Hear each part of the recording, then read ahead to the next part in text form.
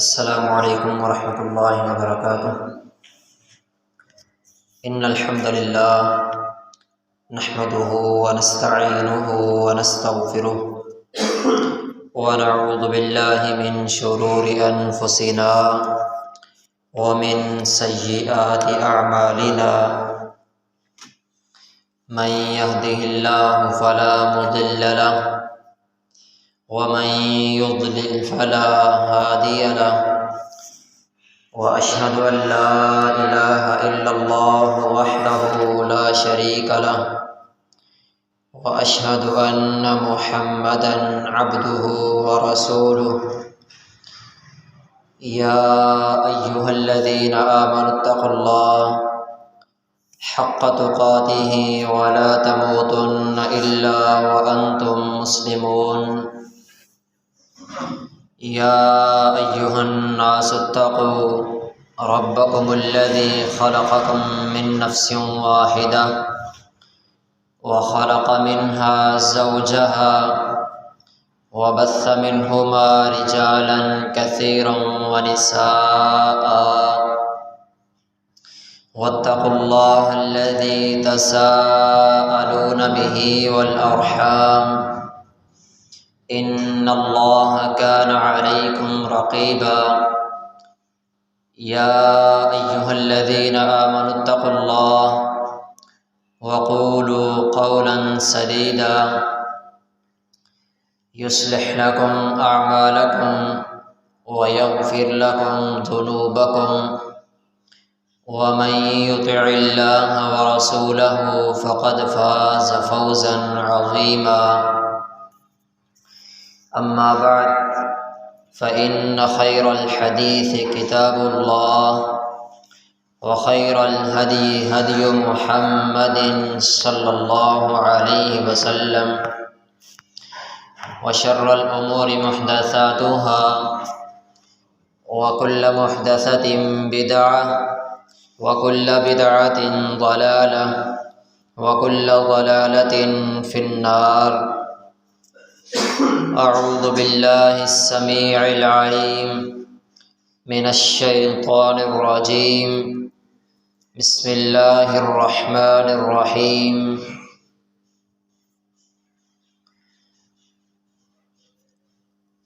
قال النبی صلی اللہ علیہ وسلم قال اللہ تعالی اعددت لعبادی ما لا عين رأت ولا أذن سمعت ولا خطر على قلب بشر۔ اللهم صل على محمد وعلى آل محمد كما صليت على إبراهيم وعلى آل إبراهيم إنك حميد مجيد۔ اللهم بارك على محمد وعلى آل محمد كما باركت على إبراهيم وعلى آل إبراهيم إنك حميد مجيد۔ اللهم إنا نسألك بأننا نشهد أنك أنت الله لا إله إلا أنت الأحد الصمد الذي لم يلد ولم يولد ولم يكن له كفوا أحد۔ رب اشرح لي صدري ويسر لي أمري واحلل عقدة من لساني يفقه قولي۔ رب زدني علما رب زدني علما رب زدنی علما وفہما وعملا متقبلا۔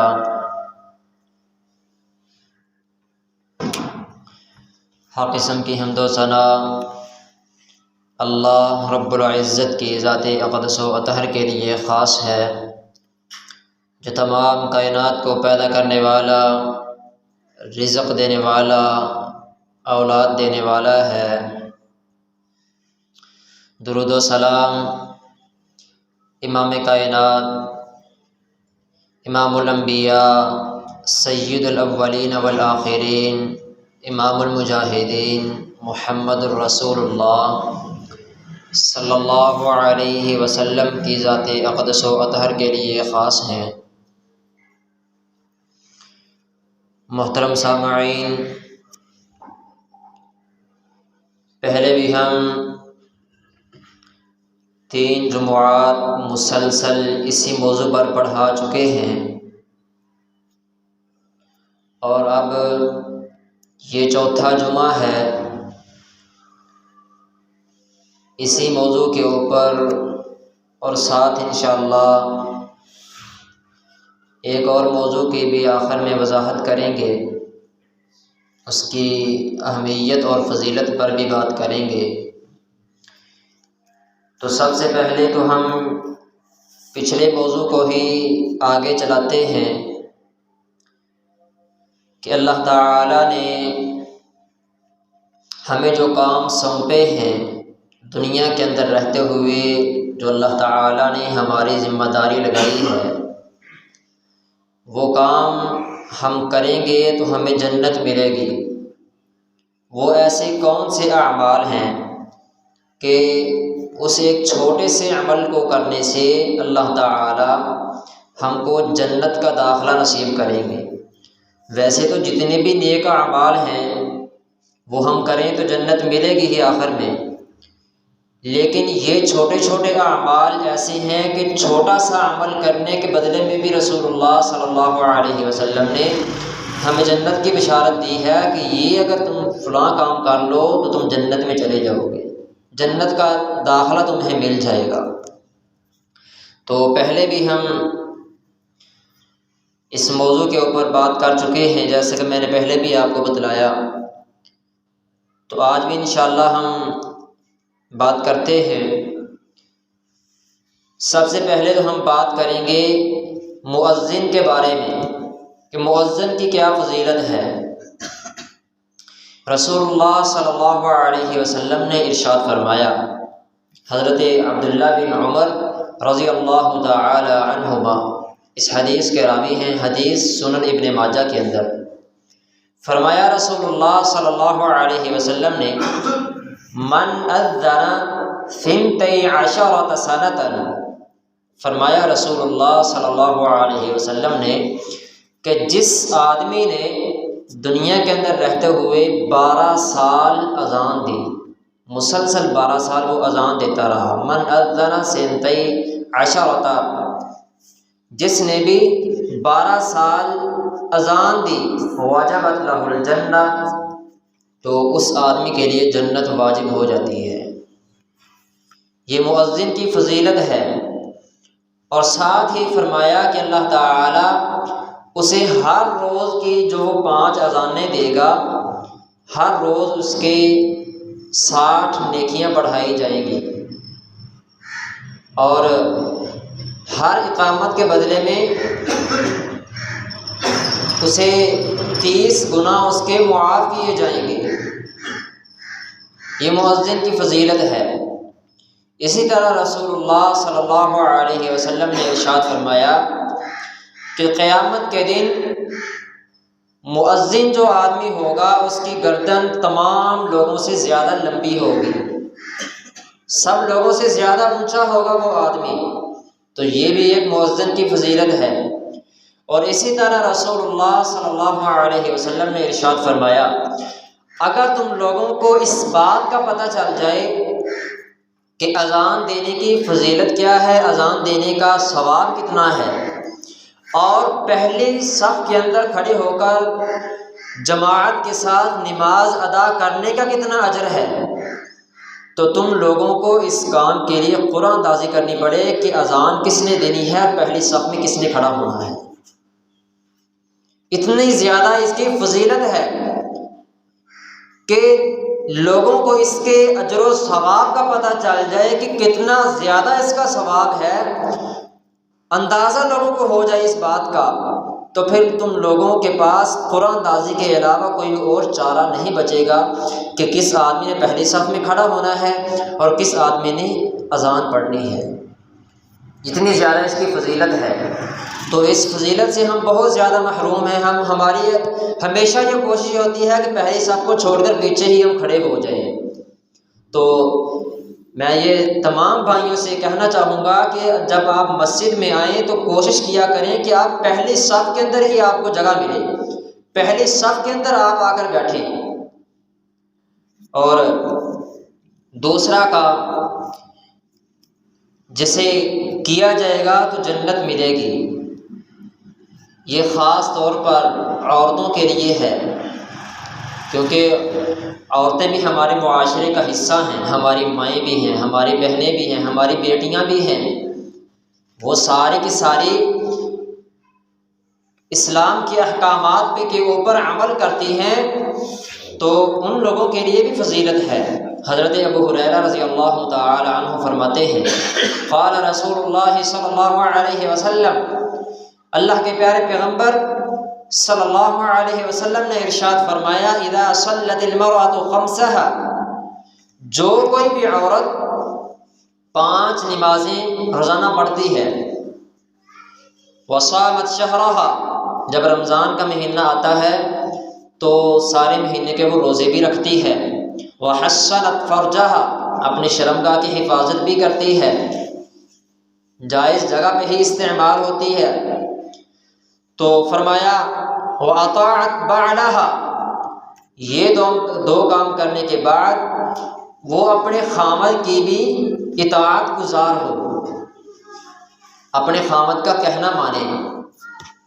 اپنے خامد کی اطاعت کرے، اس کی بات کو مانے، اس کی بات کو سر آنکھوں پر رکھے، اپنا اگر کوئی کام کر رہی ہو تو اس کا خامد اسے کوئی کام کہے تو اپنا کام تاخیر میں لے جائے، بعد میں لے جائے، لیکن اپنے خامد کی بات پہلے سنے۔ رسول اللہ صلی اللہ علیہ وسلم نے عورتوں کے لیے بہت ہی تاکیدی حکم دیا ہے اپنے خامد کی اطاعت کرنے کا۔ صرف اس کام میں اپنے خامد کی اطاعت عورت نہیں کرے گی جس کام کے اندر وہ آدمی اس عورت کو اللہ تعالیٰ کی اور رسول اللہ صلی اللہ علیہ وسلم کے احکامات کی خلاف ورزی کرنے کا حکم دے۔ باقی اس کے علاوہ کوئی بھی کام ہو، اس کے اندر اپنے خامد کی بات کو ماننا اس عورت کے اوپر فرض ہے۔ اس کی مثال ایک چھوٹی سی آپ کو دیتا ہوں۔ رسول اللہ صلی اللہ علیہ وسلم کے ایک صحابی فارس سے ہو کر واپس آئے، رسول اللہ صلی اللہ علیہ وسلم کی مجلس میں پہنچے تو آ کر آپ کے سامنے سجدہ کیا انہوں نے، تو رسول اللہ صلی اللہ علیہ وسلم نے اپنے صحابی سے پوچھا، کیا ہے میرے پیارے صحابی، بتاؤ تو صحیح یہ کیا ہے؟ کہنے لگے، اللہ کے رسول علیہ السلام، میں نے دیکھا کہ وہاں کے جو بادشاہ ہیں ان کے آگے ان کے جو رعایا کے لوگ ہیں وہ آ کے ان کے سامنے سجدہ کرتے ہیں، تعظیم کا سجدہ، اور یہ بھی یاد رہے کہ یہ جو تعظیم کا سجدہ ہے پہلی امتوں کے اندر حلال ہوا کرتا تھا، جائز تھا، یہ کیا جاتا تھا، انبیاء کے سامنے بھی لوگ کرتے تھے، کوئی حرج نہیں تھا۔ ہماری امت کے اندر رسول اللہ صلی اللہ علیہ وسلم کی امت کے اوپر یہ حرام کر دیا گیا۔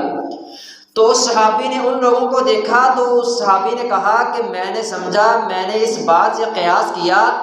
کہ یہ تو اتنے گناہ گار لوگ ہیں، پھر بھی ان کے سامنے آ کر ان کے رعایا کے لوگ سجدہ کر رہے ہیں،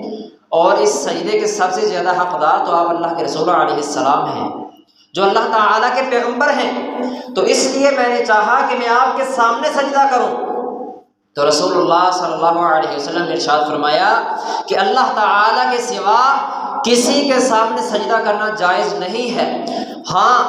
اگر میں کسی کو سجدہ کرنے کا حکم دیتا اللہ تعالیٰ کے سوا تو میں عورت کو حکم دیتا کہ وہ اپنے خامد کے سامنے سجدہ کرے۔ خامد کی کتنی زیادہ اہمیت اور فضیلت ہے، اسی لیے تو رسول اللہ صلی اللہ علیہ وسلم نے ارشاد فرمایا ہے کہ اگر میں کسی کو حکم دینے والا ہوتا کہ وہ اللہ تعالیٰ کے سامنے اپنی پیشانی کو جھکائے، اللہ تعالیٰ کے سوا کسی کے سامنے سجدہ کرے، تو وہ خامد ہے کہ میں عورت کو حکم دیتا کہ وہ اپنے خامد کے سامنے سجدہ کرے، لیکن یہ حرام ہے۔ اس بات سے پتہ چلتا ہے کہ عورت کے لیے اپنے خامد کی بات ماننا کتنا زیادہ ضروری ہے۔ اسی طرح رسول اللہ صلی اللہ علیہ وسلم نے ارشاد فرمایا، اگر کوئی خامد اپنی بیوی کو، عورت کو اپنی کسی جائز ضرورت کے لیے بلاتا ہے اور وہ عورت تندور پر کھڑی روٹیاں بھی لگا رہی ہو، یہ اس بات کی اہمیت کو واضح کرنے کے لیے آپ علیہ السلام نے کہا ہے اگر تندور پر کھڑی روٹیاں بھی لگا رہی ہو تو فرمایا اگر اس کا خامد اسے آواز دے تو اس عورت کو وہاں سے تندور کو چھوڑ کر آ کر اپنے خامد کی اطاعت کرنا فرض ہے، اس کی خواہش کو پورا کرنا فرض ہے اس کے اوپر۔ فرمایا رسول اللہ صلی اللہ علیہ وسلم نے فرمایا کہ جو عورت 5 نمازیں پڑھے، 1 مہینے کے صامت شہرہا، رمضان المبارک کا مہینہ آ جائے تو پھر وہ روزے بھی رکھے، وحسنت فرجہا، اپنی شرمگاہ کی حفاظت کرے، واطاعت بعلہا، اپنی خامد کی اطاعت کرے، فرمایا دخلت من ای ابواب الجنت شاءت، اس عورت کے لیے جنت کے سارے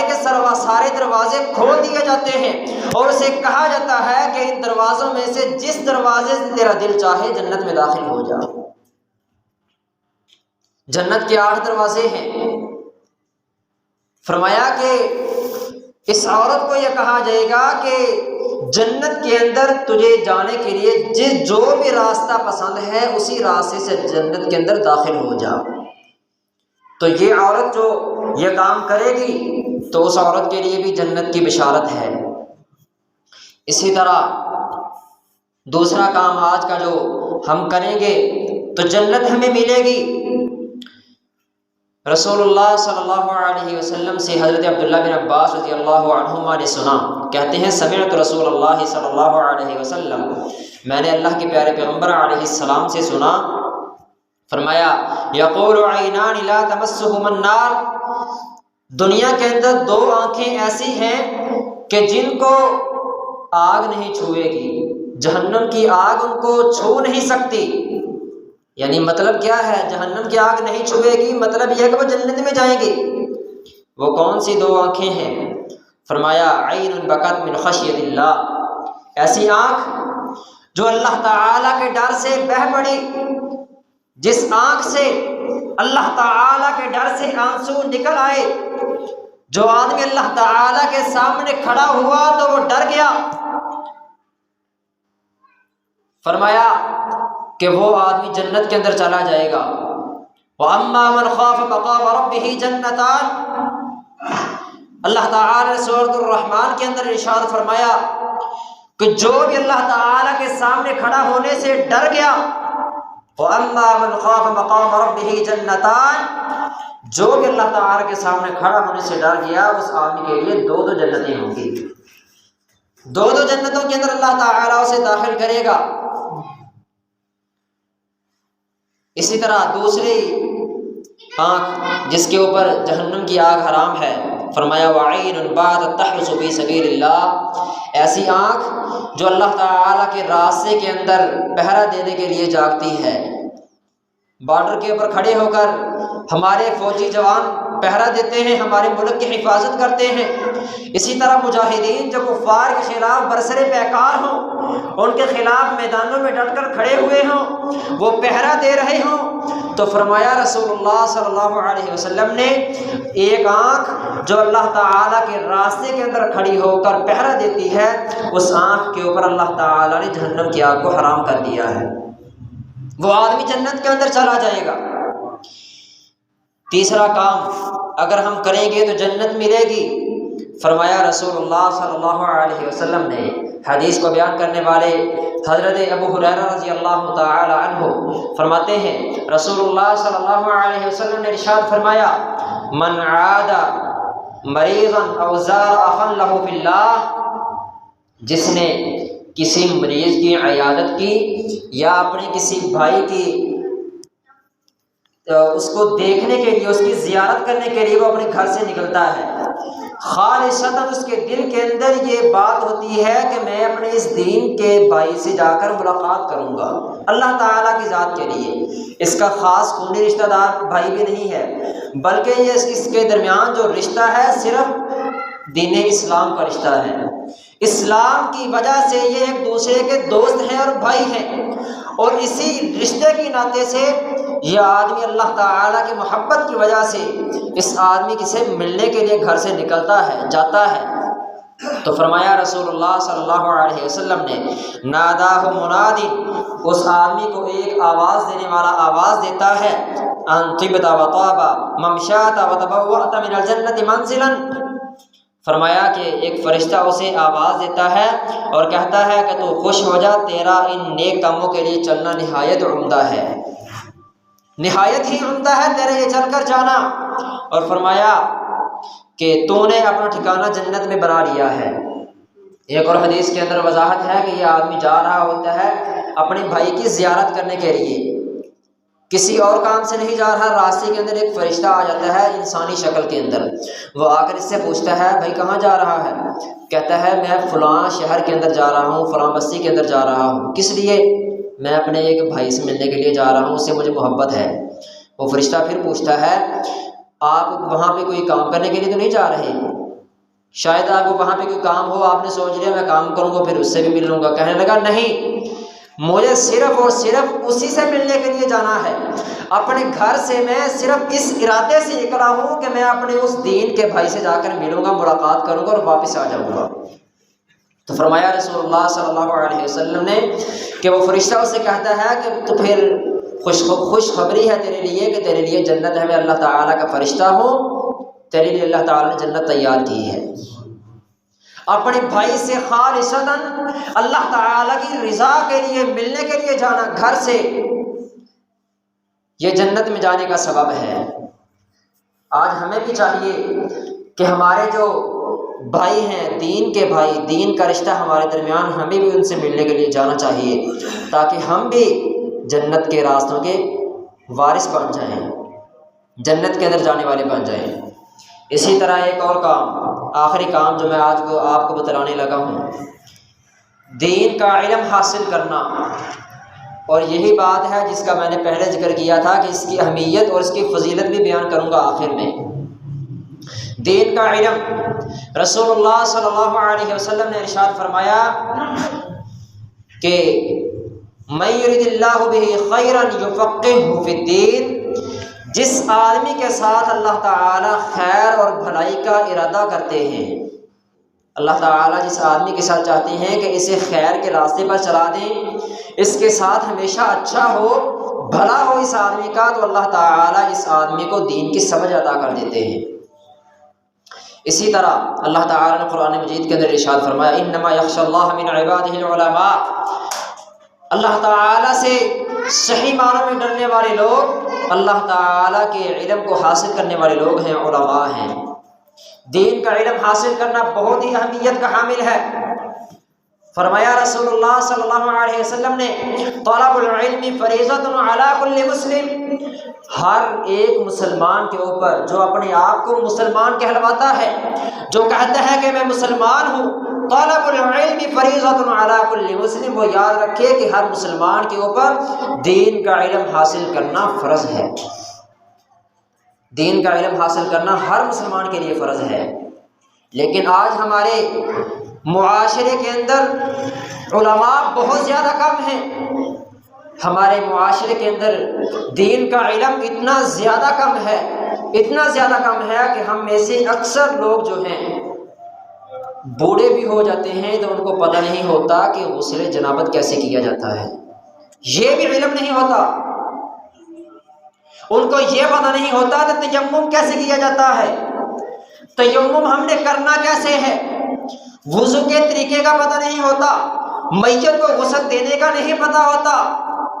کفن کا پتہ نہیں ہوتا کہ ہم نے کفن کیسے دینا ہے۔ اپنے روزمرہ کے جو معاملات ہیں، اپنی تجارت ہم کرتے ہیں، کاروبار کرتے ہیں، ہمیں یہ پتہ نہیں ہوتا کہ ہمارا یہ جو کاروبار ہم کر رہے ہیں، جس طریقے سے ہم کر رہے ہیں، کیا یہ طریقہ درست ہے یا نہیں ہے، اسلام کے اندر یہ کام جائز ہے بھی یا نہیں، کسی کو پتہ نہیں ہے۔ حالانکہ علماء کہتے ہیں اسی حدیث کے ضمن میں کہ ہر کوئی دین کا علم مدرسوں کے اندر جا کر حاصل نہیں کر سکتا، لیکن ہر کسی کو دین کا علم اتنا حاصل کرنا ضروری ہے کہ جس کے علم کی بنا پر وہ آدمی اپنے باپ کا جنازہ پڑھا سکے، اپنے میت کو وہ غسل دے سکے، وہ آدمی غسل جنابت کا طریقہ جانتا ہو، اسے پتہ ہو کہ میں نے غسل کیسے کرنا ہے، وہ اپنی بیٹی کا نکاح خود پڑھا سکتا ہو، اتنا علم، دین کا علم اتنا سارا، ہر مسلمان کے اوپر حاصل کرنا فرض ہے، اور یہ علم بہت ہی زیادہ فضیلت کا حامل ہے۔ رسول اللہ صلی اللہ علیہ وسلم نے ارشاد فرمایا، من سلک طریقا یطلب فیہ علما، جو بھی آدمی اپنے گھر سے اللہ تعالیٰ کے راستے میں دین کا علم حاصل کرنے کے لیے نکلتا ہے، من سلک طریقا یطلب فیہ علما، وہ راستے کے اوپر نکلتا ہے خالصتاً، اس کی نیت یہ ہوتی ہے کہ میں دین کا علم حاصل کرنے کے لیے جا رہا ہوں، سہل اللہ بہ طریقا الی الجنہ، اللہ تعالیٰ اس آدمی کا راستہ جنت کے لیے آسان کر دیتے ہیں۔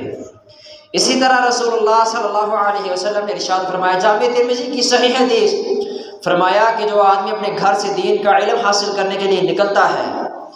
اللہ تعالیٰ کے فرشتے، نورانی مخلوق اس آدمی سے اتنی زیادہ خوش ہوتی ہے کہ اپنے پر اس طالب علم کے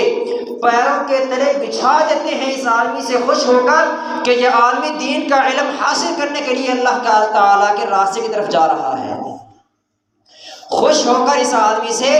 اپنے پر اس آدمی کے پاؤں کے نیچے بچھا دیتے ہیں۔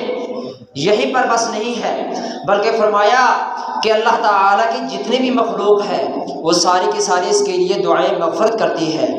یہاں تک کہ بلوں کے اندر کیڑے مکوڑے اس کے لیے دعا کر رہے ہوتے ہیں، سمندر کی تہوں کے اندر رہنے والی مچھلیاں، اندھیروں کے اندر رہنے والی مچھلیاں اس آدمی کے لیے بخشش کی اور مغفرت کی دعا کر رہی ہوتی ہیں۔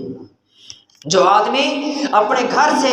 دین کا علم حاصل کرنے کے لیے کسی مدرسہ کی طرف جاتا ہے، مسجد کی طرف جاتا ہے، یہ دین کا علم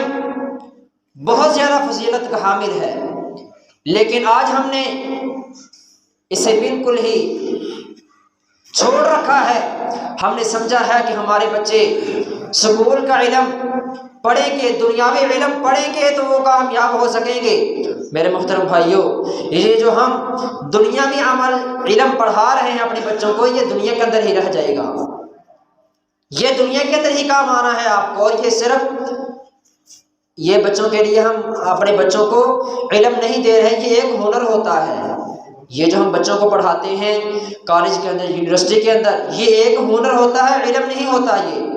علم وہی ہے جو ہم مدرسہ کے اندر جا کر دین کا علم حاصل کریں گے۔ حقیقتاً اصل میں علم وہی ہے جو مدرسہ کے اندر جا کر ہمیں ملے گا،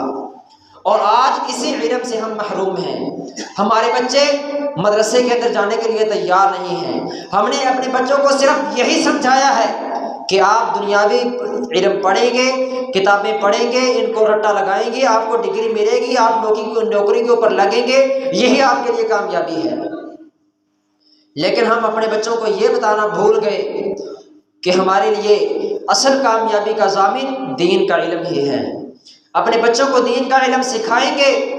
تو وہ پھر ہی کامیاب ہو سکیں گے۔ اس کی اتنی زیادہ اہمیت تھی تو پھر ہی رسول اللہ صلی اللہ علیہ وسلم نے مدینہ منورہ کے اندر صفا کا مدرسہ قائم کیا تھا۔ وہاں پہ صحابہ کرام رضوان اللہ علیہم اجمعین بھوکے رہ کر بھی دین کا علم حاصل کیا کرتے تھے، کھانے کے لیے کچھ نہیں ہوتا تھا، وہاں پہ رہ کر وہ صحابہ کرام رضوان اللہ علیہم اجمعین دین کا علم حاصل کیا کرتے تھے۔ حضرت ابو درداء رضی اللہ تعالی عنہ ایک دن دمشق کی جامع مسجد کے اندر بیٹھے ہوئے تھے، تو وہاں پر ایک آدمی مکہ مکرمہ سے چل کر آتا ہے ان کے پاس۔ اس نے کہا کہ میں آپ کے پاس اس لیے آیا ہوں کہ مجھے پتہ چلا تھا کہ آپ ایک حدیث بیان کرتے ہیں رسول اللہ صلی اللہ علیہ وسلم کی، جسے کوئی اور بیان نہیں کرتا، کیونکہ وہ حدیث جاننے والے لوگ اب موجود نہیں ہیں۔ آپ کے پاس اس حدیث کا علم ہے، میں صرف وہی حدیث آپ سے جاننے کے لیے وہاں سے چل کر یہاں پہ آیا ہوں۔ کہنے لگے کیا تو واقعی وہاں سے چل کر یہاں پر وہی حدیث جاننے کے لیے آیا ہے؟ کہنے لگا جی ہاں، میں وہ ایک حدیث جاننے کے لیے مکہ مکرمہ سے چل کر یہاں پہ آپ کے پاس دمشق کے اندر پہنچا ہوں۔ تو کہنے لگے کہ اے آدمی، تیرے لیے پھر خوشخبری ہے، اہلاً و سہلاً مرحبا۔ مجھے اللہ کے رسول صلی اللہ علیہ وسلم نے فرمایا تھا کہ جو بھی آدمی خالصتاً دین کا علم حاصل کرنے کے لیے آپ کے پاس آئے، آپ اس کے لیے اہلاً و سہلاً مرحبا کہیں گے، اسے خوش آمدید کہیں گے، اس آدمی کو جنت کی خوشخبری دیں گے، جنت کی بشارت دیں گے، کیونکہ وہ اللہ تعالیٰ کے دین کا علم حاصل کرنے کے لیے گھر سے نکل کر آیا ہے۔ تو میرے محترم بھائیوں، آج ہمیں دین کا علم حاصل کرنے کی بہت زیادہ ضرورت ہے، جیسا کہ آج ہمارے معاشرے کے اندر بہت زیادہ بے دینی پھیلی ہوئی ہے، بدعات عروج پر ہیں، لا دینی عروج پر ہے، ہماری اولادیں وہ دین سے بہت زیادہ دور ہو چکی ہیں، الحاد کا فتنہ بہت زیادہ پھیل چکا ہے، دین سے ہماری اولاد بہت زیادہ دور جا رہی ہے۔ سوشل میڈیا کا دور ہے، یوٹیوب استعمال کرتے ہیں ہمارے بچے، ہماری اولاد، اور بھی بہت زیادہ پلیٹ فارمز ہیں جہاں پہ انہیں صہیونی ویب سائٹس ملتی ہیں، وہ وہاں پہ بیٹھ کر کام کر رہے ہیں باقاعدہ ہمارے بچوں کو گمراہ کرنے کے لیے، دین سے دور کرنے کے لیے، دین کی تعلیم سے دور لے جانے کے لیے۔ آج کا ہمارے دور کا سب سے بڑا فتنہ ہمارے ملک کے اندر پرویزیت کا فتنہ ہے۔ غلام احمد پرویز، آپ نے سنا ہوگا اسے، یہ منکر حدیث ہے، حدیث کا انکار کرنے والا، اور اسی طرح انجینئر محمد علی مرزا جہلم کا رہنے والا۔ سب سے بڑا فتنہ آج کا ہمارے دور کے یہ دو ہیں۔ یہ انجینئر محمد علی مرزا کیا کہتا ہے؟ صحابہ کرام رضوان اللہ علیہم اجمعین کے متعلق بکواسات کرنے والا حضرت امیر معاویہ رضی اللہ تعالی عنہ، ان کے والد محترم ابو سفیان رضی اللہ تعالی عنہ، ان کے خلاف غلیظ زبان استعمال کرنے والا، اور اسی طرح اور بھی صحابہ کرام رضوان اللہ علیہم اجمعین کے خلاف بکواسات کرنے والا۔ اور جب ایک دفعہ اس سے سوال کیا جاتا ہے کہ آپ آج کے دور میں سب سے بڑا عالم دین کون ہے، اس سے سوال کیا جاتا ہے کہ آج کے دور کا سب سے بڑا عالم دین کون ہے، تو یہ کہتا ہے کہ غلام محمد پرویز سب سے بڑا عالم دین ہے۔ اور یہ غلام محمد پرویز، اس کی بات میں آپ کو بتلا دوں، اس سے کسی نے پوچھا کہ کیا رسول اللہ صلی اللہ علیہ وسلم کی بیٹی فاطمہ رضی اللہ تعالی عنہا اور حضرت علی رضی اللہ تعالی عنہ کیا اہل بیت کے اندر شامل ہیں؟ تو یہ کہنے لگا کہ نہیں، نہ حضرت فاطمہ رضی اللہ تعالی عنہ اہل بیت میں شامل ہیں، اور نہ ہی حضرت علی رضی اللہ تعالی عنہ اہل بیت کے اندر شامل ہیں۔ اسی طرح یہ ختم نبوت کا بھی منکر ہے یہ آدمی۔ اسی طرح محمد اسحاق جہالوی، یہ اسلام فیصل آباد کے رہنے والا، یہ بھی ختم نبوت کا ڈاکو، اسے بھی شیخ الاسلام کہنے والا انجینئر محمد علی مرزا، اسے ہماری آج کی نوجوان نسل بہت زیادہ سنتی ہے۔ خدا را ان فتنوں سے اپنی اولاد کو بچائیے۔ روزانہ دیکھیے کہ آپ کی اولاد، موبائل آپ نے لے کر دیے ہیں، استعمال کی چیز ہے، استعمال کرنے دیجئے، لیکن اس کا مثبت استعمال ہو، اچھا استعمال ہو۔ روزانہ آپ دیکھیے کہ آپ کے بچے موبائل کے اوپر کیا استعمال کر رہے ہیں، کیا چیز دیکھ رہے ہیں، آپ کے بچے کیا چیز سرچ کر رہے ہیں۔ ان کو اچھی چیز کا بتلائیں کہ آپ نے یہ چیز دیکھنی ہے، یہ چیز آپ نے نہیں دیکھنی۔ ان کو اس کے فتنے کے بارے میں بتلائیے، اپنی بچوں کو، اپنی اولاد کو، اپنی بیٹیوں کو، اپنے بیٹوں کو ان چیزوں سے بچائیے۔ یہ آج کے دور کے بہت بڑے فتنے ہیں، اس چیز سے تب ہی بچ سکیں گے، ان فتنوں سے جب ہماری اولاد کو دین کا علم ہوگا، تبھی وہ ان فتنوں کو پہچان سکیں گے، بچ سکیں گے۔ اللہ تعالی ہمیں دین کا علم حاصل کرنے کی توفیق عطا فرمائے۔ وآمین۔ وآخر دعوانا الحمدللہ رب العالمین۔